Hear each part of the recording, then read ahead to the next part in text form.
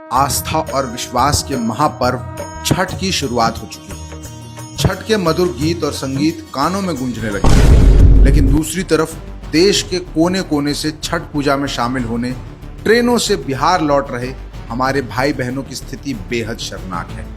पहले तो इस मोदी नीतीश सरकार ने उन्हें बिहार में रोजगार न देकर पलायन के लिए मजबूर किया, और आज जब वो महापर्व छठ के अवसर पर अपने अपने गांव और घर लौट रहे हैं तो उन्हें सम्मानजनक सफर भी नहीं दे पा रहे हैं। मोदी और अमित शाह खुद तो बिहार में लग्जरी हेलीकॉप्टर से आते हैं, करोड़ों का ठाट बाट होता है, और छठ के पावन पर्व पर अपने घर लौट रहे हमारे बिहारी भाई बहनों को आज शौचालयों में सफर करना पड़ रहा है। ऊपर से ये सरेआम झूठ बोलते हैं कि बिहारियों के लिए 12,000 स्पेशल ट्रेनें चल रही हैं।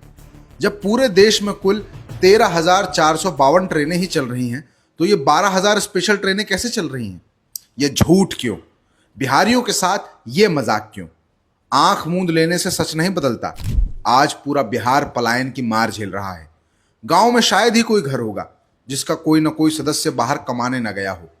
यहाँ पे रोजगार नहीं बनवाते हैं। जब रोजगार आते तो मेरे भैया तो बाहर नहीं ना कमाने जाते, यहीं पे काम करते। गाँव छठ में आए नहीं आए हो, जब वो आ जाएंगे तो घर कैसे चलेगा?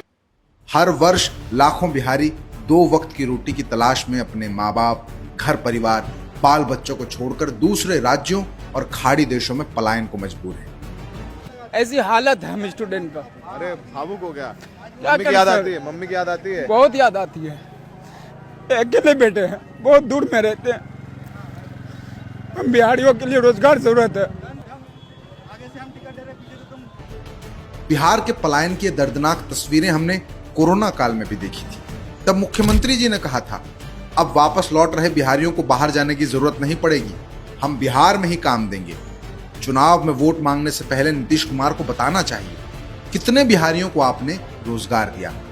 20 साल सत्ता में रहने के बावजूद आज बिहार पलायन और भीषण बेरोजगारी की मार झेल रहा है।